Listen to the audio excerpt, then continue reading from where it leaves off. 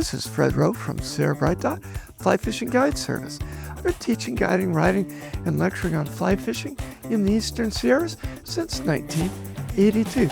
Well, let's get to this week's fly fishing report for July 25th through the 31st. We're not to August yet, but we're real close. But we're definitely in that summer trend. It's hot, you got to get out early, you got to fish late. Middle of the day, it's tough to catch fish. But certain waters, you can do it. We'll talk about a couple of those. But let's talk about the upper Owens River. I'm finding it tough because I'm not getting out there early like I should be. You'd be out there 7:30, 8 o'clock, be done by 10, 11, or get out around 5 or 6 and quit at dark. And in both those time slots, carry your insect repellent because the mosquitoes are definitely around. Not in big numbers. They haven't really been that bad this year up there, but they're definitely around in those low light periods. So definitely make sure you're carrying stuff. What are we doing fishing wise? Well, in the early mornings, look for trichos. There are a few of those hatching early morning, size 20, 22 female trichos to start with, then switch to the tricho spinner pattern. Then middle of the day, if the wind doesn't blow them off the water, there's been some pale morning duns, we call those PMDs, hatching. And those are size 16. That's one of the biggest mayflies we fish with in the Eastern Sierras. So it's fun if they come off in any kind of numbers, which they haven't. And everybody's looking for, but haven't seen it in any quantity yet, grasshoppers. Yes, the wind blows, hoppers get blown into the water. That fishing is great, but once again, I'm just not seeing anything to tell us we're having a hopper hatch on the upper Owens yet. All right, let's head over to Hot Creek.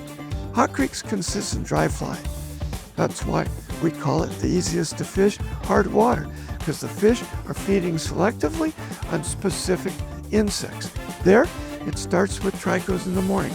Start with your female tricho in a size 22, then switch to a tricho spinner pattern.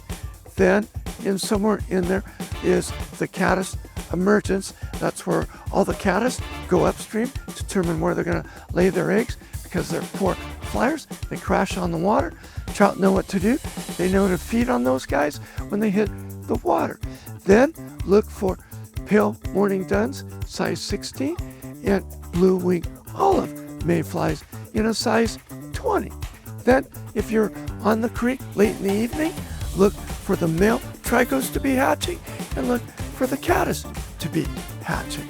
Okay, let's talk about Hot Creek. No, let's talk about Crawley Lake real quick. What's going on there?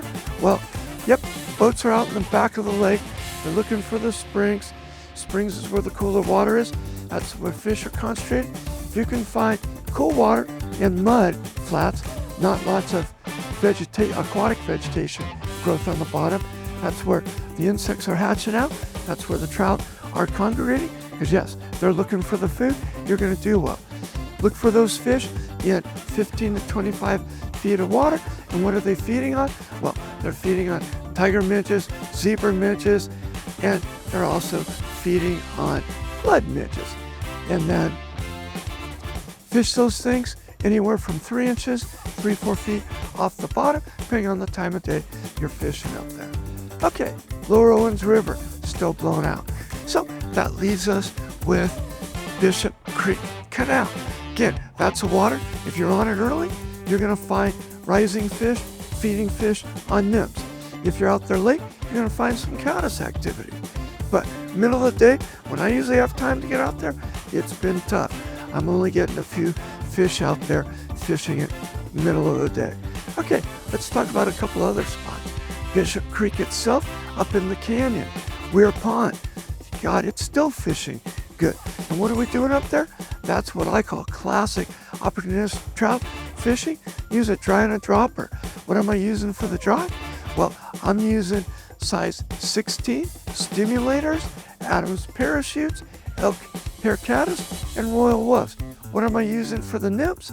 Well, I'm using beadhead flashback, size 16, gold ribbed hairs here, size 18, beadhead flashback, pheasant tail up there. Okay, I think that's covered everything that we want to talk about.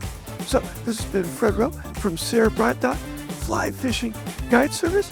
Come join me every Tuesday in Bishop at Mahogany Smoked Meats. Join us. Ask your questions. Talk about fly fishing. We'll give you some of the inside info that you didn't hear here. So this has been Fred Rowe. Look for me on Facebook, on Instagram, and my favorite, lpptv.us.